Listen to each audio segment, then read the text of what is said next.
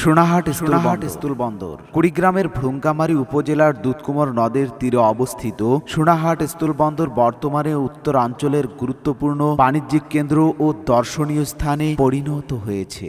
রংপুর বিভাগের কুড়িগ্রাম জেলার বঙ্গ সোনাহাট ইউনিয়নের সীমান্ত এলাকায় অবস্থিত এই স্থলবন্দর দেশের অর্থনীতি ও স্থানীয় কর্মসংস্থানে গুরুত্বপূর্ণ অবদান রেখে চলেছে। 2018 সালের জুন মাসে তৎকালীন নৌ পরিবহন মন্ত্রী আনুষ্ঠানিকভাবে সোনাহাট স্থলবন্দর উদ্বোধন করেন।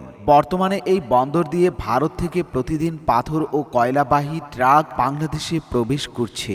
আমদানিকৃত বড় বড় পাথর আধুনিক মেশিনের মাধ্যমে ভেঙে বিভিন্ন সাইজে প্রস্তুত করে দেশের বিভিন্ন অঞ্চলে পাঠানো হচ্ছে। বন্দরকে কেন্দ্র করে এলাকায় গড়ে উঠেছে বিভিন্ন ব্যবসা প্রতিষ্ঠান এবং সৃষ্টি হয়েছে বহু মানুষের কর্মসংস্থান। পাথর ভাঙ্গা, পরিবহন, শ্রমিক ও ব্যবসায়িক কার্যক্রমে প্রতিদিন অসংখ্য মানুষ জীবিকা নির্বাহ করছেন। এদিকে সোনাহাট স্থলবন্দর ও এর সংলগ্ন এলাকায় এখন একটি চমৎকার পর্যটন কেন্দ্রে পরিণত হয়েছে। প্রতিদিন সকাল থেকে সন্ধ্যা পর্যন্ত বিভিন্ন এলাকা থেকে দর্শনার্থীরা এখানে ঘুরতে আসেন। ব্যস্ত জীবনের ক্লান্তি দূর করতে বিভিন্ন পেশার মানুষ পরিবার পরিজন নিয়ে সময় কাটান এই এলাকায়। দর্শনার্থীরা জানান, সীমান্তবর্তী এলাকায় ভারত থেকে পাথর ও কয়লাবাহী ট্রাকের প্রবেশ, বিশাল পাথর ভাঙ্গার কার্যক্রম এবং চারপাশের মনোরম পরিবেশ এক ভিন্ন অভিজ্ঞতা তৈরি করে।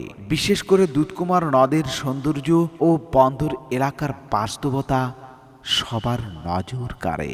ভ্রুঙ্গামারী উপজেলা শহর থেকে সোনাহাট স্থলবন্দরের দূরত্ব প্রায় 12 কিলোমিটার। এই পথের মাঝখানে রয়েছে প্রায় 450 মিটার দৈর্ঘ্য একটি লোহার তৈরি ব্রিজ, যা এলাকাটির সৌন্দর্য আরো বৃদ্ধি করেছে। ভৌগোলিক দিক থেকেও সোনাহাট স্থলবন্দর অত্যন্ত গুরুত্বপূর্ণ।